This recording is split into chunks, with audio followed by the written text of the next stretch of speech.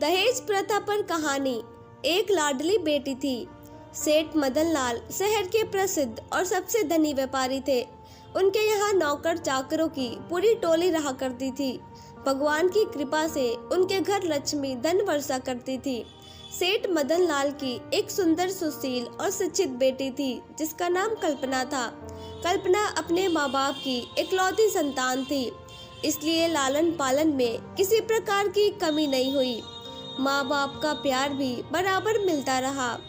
सेठ के जीवन में किसी भी प्रकार की कोई चिंता नहीं थी, किंतु कहते हैं जिसके घर बेटी जन्म लेती है उस घर माँ बाप को चिंता होने लगती है। कल्पना पढ़ लिख कर शादी के योग्य हो गई थी। माँ बाप को कल्पना की शादी की चिंता सताने लगी।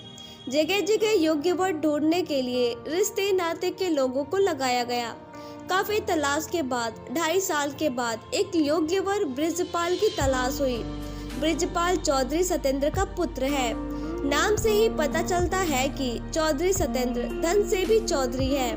सेठ मदन लाल ने चौधरी सत्येंद्र से अपनी पुत्री कल्पना के लिए बृजपाल से ब्याह कराने की बात की। चौधरी सत्येंद्र ने कल्पना से अपने पुत्र के विवाह का आश्वासन सेठ को दिया। चौधरी जानता था सेठ की कोई और संतान नहीं है। कल्पना उसकी इकलौती संतान है और सेठ की उम्र 50 साल से ऊपर है, अर्थात अब इसकी कोई संतान नहीं हो सकती। ऐसा लालच उसके मन में आया और उसने विवाह के लिए तत्काल हाँ कर दिया। लग्न मुहूर्त देखकर दोनों ओर से खूब उत्साह और जोश के साथ विवाह किया गया। सेठ मदन लाल की इकलौती बेटी का विवाह था, इसलिए सेठ धन का लोभ नहीं कर रहे थे। वह जी खोलकर अपनी बेटी की शादी में धन लुटा रहे थे, अर्थात खर्च कर रहे थे। चौधरी सत्येंद्र भी जानते थे कि उनके पास धन का भंडार आ रहा है, इसलिए वह भी सामर्थ्य से ज्यादा विवाह में खर्च कर रहे थे। कल्पना और बृजपाल का विवाह संपन्न हुआ। दोनों अपने वैवाहिक जीवन को जी रहे थे। कल्पना भी अपने ससुराल में खुश थी और ससुराल वाले भी कल्पना के स्वभाव से प्रसन्न थे। कल्पना के स्वभाव से रिश्तेदार में भी कोई नाराजगी नहीं थी। सभी कल्पना के स्वभाव की तारीफ करते हुए कहते, इस जैसा बहू मिलना मुश्किल है। कुछ समय विवाह के बीते होंगे कि सेठ मदन लाल के घर एक पुत्र का जन्म हुआ, अर्थात कल्पना को एक भाई मिल गया जिसे वह राखी बांध सकती थी और उसको अपना भाई बोल सकती थी। सेठ के घर खुशियों की झड़ी लग गई। बेटी का विवाह हुआ, अच्छा घर मिल गया, इसकी तो अपार खुशी थी। किंतु पुत्र रत्न की प्राप्ति लंबी प्रतीक्षा के बाद हुई। यह खुशी को दोगुना करने वाली थी। सेठ मदन लाल के घर पुत्र का जन्म सुनकर कल्पना के ससुराल वालों के पैरों तले जमीन खिसक गई, जैसे उनकी सारी संपत्ति छीन गई हो। उन्होंने शादी इस लालच में की थी कि वह मदन लाल के सारी संपत्ति को एक दिन प्राप्त कर लेंगे, किंतु बेटे के जन्म के बाद यह मुश्किल हो गया था। भाई मिल जाने से कल्पना के जीवन में खुशियां आनी चाहिए थी, किंतु यह उसके लिए दुख का कारण बन गई। सास ससुर पति सभी अब कल्पना को दुख देने लगे और उसे प्रताड़ित करने लगे। दहेज और धन के लालच में कल्पना को मारते पीटते और दिन दिन भर भूखा रखते, किंतु कल्पना के आदर्श इतने ऊंचे थे, उसने अपने माता पिता को इस यातना और कष्ट के बारे में भनक तक नहीं लगने दी। सेठ कल्पना से मिलने और अपने बेटे की छठी अर्थात नामकरण संस्कार में निमंत्रण देने के लिए खुशी खुशी ससुराल पहुँचे। चौधरी और बृजपाल सेठ को देखकर असमंजस में पड़ गए कि वह कल्पना से कैसे मिलवाएंगे। सेठ सभी घटना को जान जाएगा और हमारे विरुद्ध कार्यवाही कर सकता है। तत्काल उन्होंने निष्कर्ष निकाला और कल्पना को समझा दिया, किसी भी प्रकार की बात अपने पिता को बताई तो अच्छा नहीं होगा।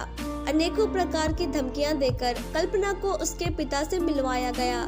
बेटी भी कर्तव्यनिष्ठ थी, उसके संस्कार पुराने थे, अर्थात वह जानती थी पिता के घर से डोली निकलती है और ससुराल से अर्थी। इसी आदर्शों से वह बधी हुई थी। कल्पना ने पिता का खूब स्वागत सत्कार किया। बैठे बैठे उसके आंखों से आंसुओं की धारा फूट पड़ी। पिता कुछ समझ पाते इससे पहले बेटी बोलती है, पिताजी ये मेरे खुशियों की आंसू हैं। बचपन से मैं भाई के लिए तरसती थी, अब जाकर मुझे एक भाई मिला है जिसके कलाइयों पर मैं राखी बांध सकती हूँ। बस यही सोचकर मेरे आंखों से आंसू निकल गया। पिता को यह बात समझ नहीं आई। कुछ शंका और कुछ डर के कारण अधिक बातों को कुरेदा नहीं। सेठ नामकरण संस्कार में सभी को न्योता देकर अपने घर वापस लौट आए। नामकरण का दिन आ गया। चौधरी सत्येंद्र और बृजपाल दोनों को भी सेठ के यहाँ जाना था, किंतु उन्होंने वहाँ जाना स्वीकार नहीं किया और कल्पना को डरा धमकाकर वहाँ भेजने की साजिश करते रहे। दोनों के मानवीय मूल्य इतने गिर गए कि उन्होंने एक नवजात शिशु की हत्या करने का भी षड्यंत्र रच दिया। उस षड्यंत्र को पूरा करने के लिए किसी और का नहीं, कल्पना का ही प्रयोग करना चाहा। बृजपाल कल्पना की पिटाई करते हुए कहता है, या तो तू सदा सदा के लिए अपने मायके चली जा या अपने भाई का गला दबाकर हत्या कर दे। उसके बाद उसकी सारी संपत्ति हमारी हो जाएगी। कल्पना ऐसा नहीं कर सकती थी। वह अपने खातिर किसी निर्दोष को सजा नहीं दे सकती थी। अपने ऊपर हजारों यातनाएं सह सकती, लेकिन किसी निर्दोष को सताना यह उसके संस्कारों में नहीं था। काफी देर सोच विचार कर कल्पना ने एक अभूतपूर्व निर्णय लिया। कल्पना ने 3 पत्र लिखे।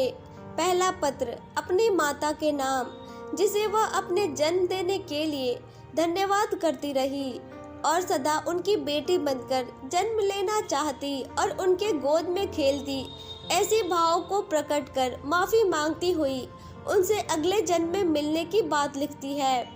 दूसरा पत्र ससुर के नाम, जिसे वह पिता के रूप में मानती थी और उनका सेवा भी की। अपने पिता से कम नहीं माना, किंतु उन्होंने अपनी बेटी के रूप में उन्हें कभी स्वीकार नहीं किया। इसके लिए वह अपने को ही दोषी मानती है और अपने ससुर से माफी भी मांगती है कि अगले जन्म में फिर मैं एक अच्छी बहू बनकर आपके सामने आऊंगी। तीसरा पत्र अपने पति बृजपाल के नाम लिखती है, जिसे वह पति के रूप में भगवान की प्रतिमूर्ति मानती थी और अपना सर्वस्व न्यौछावर कर उसकी सेवा करती थी, किंतु फिर भी उन्होंने नहीं अपनाया। पति पत्नी का संबंध 7 जन्मों के लिए जुड़ जाता है, इसलिए वह इस जन्म में छोड़कर जा रही है, किंतु अगले जन्म में वह फिर उन्हें पति के रूप में प्राप्त करना चाहती है। ऐसा कहते हुए अपने हृदय के सभी विचारों को पत्र में लिख दिया। तीनों पत्र बिस्तर पर रखे तकिए के नीचे दबा दिया और छत पे लगे पंखे से एक फंदा लटकाया और अपने जीवन लीला को समाप्त कर ली। यह कल्पना के जीवन का दुखद अंत था। चौधरी सत्येंद्र के घर बहू की मृत्यु पूरे गांव में फैल गई थी। सेठ मदन लाल को भी अपनी बेटी के ना रहने की सूचना मिल गई थी। थाना पुलिस चौधरी बृजपाल और सत्येंद्र के घर मौजूद थी। सघन तलाशी और पूछताछ के बाद भी किसी प्रकार की कोई जानकारी नहीं मिल रही थी। महिला कांस्टेबलों ने कल्पना के शरीर को नीचे उतारा और उसके कपड़े ऊपर करके देखा तो उसके शरीर पर हजारों काले काले दाग थे, जो बृजपाल और सत्येंद्र ने पिटाई के दौरान दिए थे। पुलिस को सारा मंजर समझ आ रही थी। चौधरी बृजपाल और सत्येंद्र के हाव भाव भी बदल रहे थे। पिता ने भी बताया कि मैं जब मिलने आया था तो बेटी रो रही थी, किंतु उसने कुछ बात बताई नहीं थी। मुझे शंका है कि बेटी के पति और ससुर ने ही इनकी हत्या की है। बस क्या था, बृजपाल और चौधरी सत्येंद्र को पुलिस ने गिरफ्तार कर लिया और कमरे की छानबीन की गई। तकिए के नीचे रखे तीनों पत्र को पुलिस ने बरामद किया और उसमें लिखी हुई सभी बातों को पुलिस ने सबके सामने पढ़ा, जिससे बृजपाल और चौधरी सत्येंद्र के सभी यातनाओं का उजागर हुआ। गांव मोहल्ले सभी कल्पना के स्वभाव से परिचित थे और बृजपाल तथा सत्येंद्र के स्वभाव से भी। गांव वालों ने भी बृजपाल और सत्येंद्र के सभी राज खोल दिए। पुलिस ने कानूनन बृजपाल और सत्येंद्र चौधरी को गिरफ्तार किया। कोर्ट कचहरी हुई, जिसमें बृजपाल को मुख्य साजिशकर्ता माना गया और उसे आजीवन कारावास की सजा सुनाई गई। चौधरी सत्येंद्र को इस घटना में शामिल और साजिश में सहयोगी मानते हुए 9 वर्ष की सश्रम कारावास की सजा सुनाई गई। इस घटना से यह सीख मिलती है कि लालच में किस प्रकार ससुराल वालों ने अपने बहू का अनादर किया, उसकी पिटाई की, किंतु इस घटना के प्रभाव में केवल कल्पना नहीं आई, अपितु कल्पना के साथ बुरा बर्ताव करने वाले भी बुरे दंड को भुगतने के लिए अपराधी हुए। इससे एक बेटी का सब कुछ उजड़ जाता है। वही दो परिवार बिखर भी जाते हैं। समाज में फैले इन कुरीतियों को समाज के लोगों को ही दूर करना होगा, अन्यथा आज एक कल्पना इस घटना का शिकार हुई है, न जाने कितनी ही कल्पना फिर शिकार होंगी।